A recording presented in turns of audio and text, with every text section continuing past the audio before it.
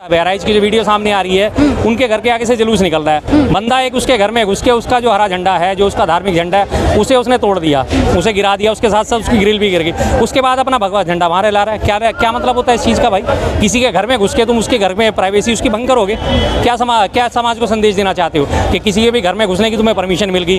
किसी ने अपना अगर झंडा ले रखा है अपने मनमर्जी का, तो वो तुम तोड़ के गिरा दोगे। अपना झंडा ले रहा होगे तुम उसके घर पे कब्जा करने की कोशिश में हो गया। क्या चाहते हो? तो उसके बाद दंगा भड़काई, जाहिर सी बात है। और प्रशासन यही चाहता था कि दंगा भड़के। लगातार भड़काऊ नारे लग रहे थे, पुलिस वालों ने कुछ नहीं बोला कि भड़काऊ नारे लग रहे हैं तो इन्हें चुप कराया जाए। किसी को पुलिस वाले देख रहे हैं, उस तमाम वीडियो में पुलिस वाले आराम से इधर से उधर कंधों पे बंदूक टांगे घूम रहे हैं। उनकी हिम्मत नहीं पड़ रही कि उस भीड़ को वो एक तरफ कर सकें, किसी तरह साइड में कर सकें। कोई नजर ही नहीं आ रहा कहीं भी। पुलिस कहीं से कंट्रोल करती नजर नहीं आ रही उस मुद्दे को। जब मुद्दा भड़क गया पूरी तरह अच्छी तरह, जब आग फैल गई है, अब जाके पुलिस वालों के बयान आ रहे हैं कि हम दंगा नहीं भड़कने देंगे। और डीजीपी की एक छोटी सी वीडियो वायरल हो रही है 6 सेकंड की, हाथ में पिस्टल लिए घूम रहे हैं कि ठोक देंगे। उनका भी भाषा यही है, ठोक देंगे। किसको ठोकोगे? ठोकने का काम तो तुम्हारा पहले था, पहले नेस्तो नाबूद होके चला करो। आज से 20-50 साल हो गए यहाँ पे हमारे पुरानी दिल्ली से लगातार जब रामलीला के दिनों में यहाँ से सवारी निकलती है, फतेहपुरी मस्जिद के पास से होती, बल्ली महारान से होती हुई, जामा मस्जिद के पास से, नई सड़क से होती हुई, लगातार हौज काजी होती हुई वापस आके खत्म होती है। आज तक कभी कोई सवारियों पे किसी ने कोई उंगली नहीं उठाई। दुनिया दोनों तरफ खड़ी होकर देखती थी। अब तो शायद पता नहीं हो रही है, बंद हो गई, निकल रही है अब तो, अभी भी कम निकलती हैं अब तो, पहले डेली निकलती थी। लेकिन वहाँ पे क्या होता है, लगातार घर के आगे से निकल रही हैं और जोश वाले भरे नारे, मुसलमानों को काट दो, मुगलों को काट दो। अरे भाई, मुगल ही थोड़ी मुसलमान थे, ये तो देखो, इतिहास तो पढ़ के देखो। पर इनका तो सीधा सीधा एक समझा दिया गया कि मुगल मतलब मुसलमान। मुगलों ने किसको हराया था? मुगलों ने भी तो मुसलमान शासक को ही हराया था, इब्राहिम लोदी को हराया था, पर वो नजर नहीं आएगा इन्हें। तो एक वो सीधा सीधा नैरेटिव पकड़ रखा है कि उनको काटो और बांटो और ये करो। ने बोला कि जब लाउड स्पीकर चल रहा था तब भी तो ध्यान देना चाहिए ना, लाउड स्पीकर में क्या बज रहा था? बिल्कुल ठीक बात है, भड़काऊ नारे बज रहे हैं, भड़काऊ गाने बज रहे हैं। और जो बार बार हर बार इसी तरह की रैलियों में नारे लगते हैं, जो बाबर तेल लगाओ डाबर का, वंश मिटा दो बाबर का। तो भाई क्या मतलब है इस चीज़ का? तुम्हें अपनी आस्था प्रदर्शन करनी है, अपनी आस्था प्रदर्शित करनी है तो अपनी आस्था के गात गाओ, भजन गाओ, अपने आराम से राम राम करते हुए यात्रा निकालो। दुर्गा यात्रा निकाल रहे थे तुम, दुर्गा ने चालीसा पढ़ो, दुर्गा सप्तशती पढ़ो। क्या जरूरत है तुम्हें दूसरे को प्रोवोक करने की भाई? जब ऐसे करोगे तो दंगा भड़केगा। और प्रशासन ने क्या, वहाँ का शासन ही यही चाहता है कि दंगा भड़के, आने वाली सीटों में जो है वो चुनाव है, जो 10 सीटों पे वोट गोल बंद होगा तो हमें मिलेगा। सीधी सी बात है, वही वो चाहते थे, वही उनकी मंशा पूरी हो गई। प्लानिंग की तरीके से हुआ है क्या? प्री प्लानिंग है? प्री प्लानिंग ही होती है। अब इसमें मारा कौन जाता है? ये तो देखो ना, क्या हर आम आदमी को मैं बार बार यही अपील करता हूँ, भाई नेताओं के बहकावे में मत आओ, इनके चक्करों में मत पड़ो। गृह मंत्री जिनके ऊपर पूरे देश की सुरक्षा की जिम्मेदारी है, उनका बेटा तो जय शाह बैठा हुआ मौज ले रहा है, ICCI का अध्यक्ष भी बन गया, उससे पहले BCCI का अध्यक्ष भी बन गया। और तुम क्या कर रहे हो? तुम जाके लोगों के झंडे गिरा रहे हो, बाद में तुम गोली खा रहे हो। तुम्हें क्या मिला? तुम्हारा घर परिवार तो रुल गया। अब 2-4 दिन तो सारे नेता मिलकर रोटियां सेक लेंगे इस पे, इस लाश की राजनीति, इसके ऊपर लाश के ऊपर राजनीति कर लेंगे। उसके बाद तुम्हें कौन पूछने आ रहा है? 2-4 जगह फंड रेजर हो जाएंगे, फंड खा के बैठ जाएंगे, पीड़ित के लिए न्याय दो, हम इसके लिए फंड इकट्ठा करो, सोशल मीडिया पे कैंपेन जम जाएगा, लाखों रुपए बटोर के घर में लेके बैठ जाएंगे। और उसके बाद वो पीड़ित अपना घूमता रहेगा। 2002 के गुजरात दंगों का याद है आपको? गोधरा कांड में अशोक जो था, अशोक परमार नाम था उसका, जिसे राजू मोची भी कहा जाता है, उस वक्त भी मोची था, पोस्टर बॉय बना, तलवार उसके हाथ में थी, माथे पे उसके श्री राम का पट्टा बंधा हुआ था और उसने बढ़ चढ़ के दंगों में हिस्सा लिया, उसका खूब बुनाया गया।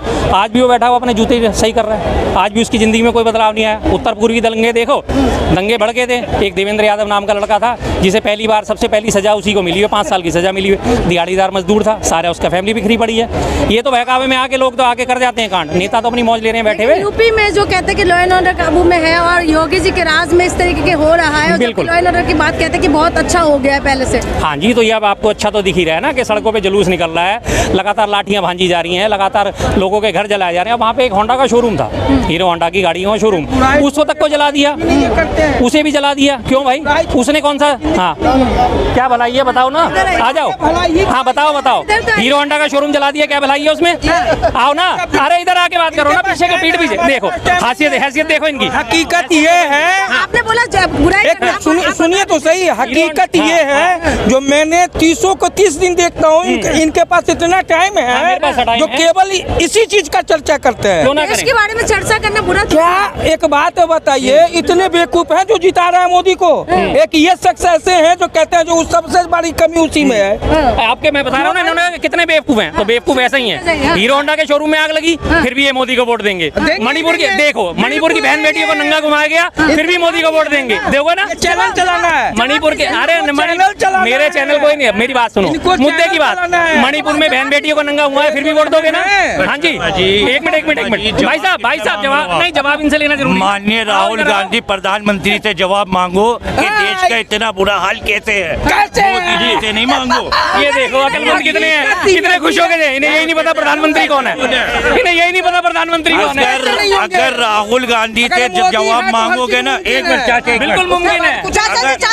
अगर राहुल गांधी से आप जवाब मांगोगे तो ये खुश है, और मोदी जी से किसी की दुनिया में किसी की हिंदुस्तान में औकात नहीं है कि मोदी जी से जवाब पूछ ले, और जो जवाब पूछेगा उसको कह देंगे भगते हैं। जी, अब ये बात गए, पूरी बात नहीं करी, अब इनसे ये पूछना, बुराई करते रहते हैं बस। नहीं ये बात बताओ, इन्होंने साफ कह दिया मणिपुर की बहन बेटियों को नग्न परेड कराई जा रही है, फिर भी ये मोदी को वोट देंगे। बलात्कारियों को संरक्षण दिया जा रहा है, फिर भी ये मोदी को वोट देंगे। फिर कहते हैं कि कौन बेवकूफ है जो मोदी को वोट दे रहा है, तो इन्हीं के जैसे बेवकूफ हैं जो मोदी को वोट देते हैं, जिन्हें ना बहन बेटियों से कोई मतलब, ना देश की अस्मिता से कोई मतलब, ना दंगे फसाद से कोई मतलब, इन्हें सिर्फ मोदी दिख रहा है, उसके काम दिख रहे हैं। और काम के नाम पे क्या है, हिंदू मुस्लिम में फूट डालो राज करो, फूट डालो राज करो, फूट डालो राज करो, और ये सपोर्टर उसी चीज के हैं। इन्हें कोई नहीं नजर आता कि किसी का घर उजड़ गया, किसी का सुहाग उजड़ गया, किसी का भाई मारा गया, किसी का बेटा मारा गया, इन्हें कोई लेना देना नहीं है। इन्हें तो सिर्फ फिर कहते हैं कि कौन है वो लोग बेवकूफ हैं, तो वाकई वो लोग ऐसे बेवकूफ।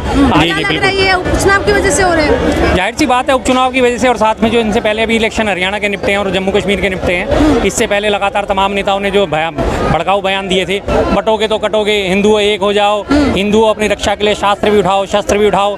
लगातार तस्वीरें सोशल मीडिया पे लोगों की वायरल हो रही हैं, जो इसको सपोर्ट करने वाले हिंदू करने वाले लोग हैं, एक हाथ में तलवार ले रखी है और अपने घर में शस्त्र रख रखा है कि नहीं, शस्त्र भी उठाओ, शास्त्र भी उठाओ। क्यों उठाएं शस्त्र हम भाई, क्या बात है शस्त्र उठाने के लिए? शस्त्र उठाएगा कौन? हमारे सैनिक उठाएंगे शस्त्र।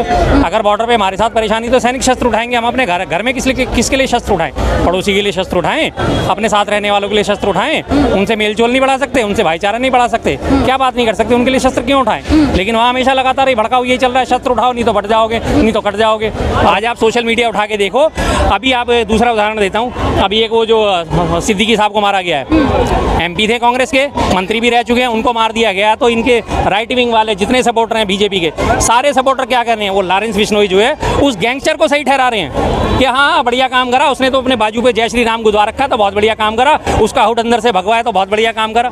भाई जब अपराधियों का ऐसा महिमा मंडन करोगे तो फिर तुम्हारा घर बच जाएगा क्या? उनका तो काम अपराध करना है, वो तो ये देखते ही नहीं कि किसका मारा किसका नहीं मारा।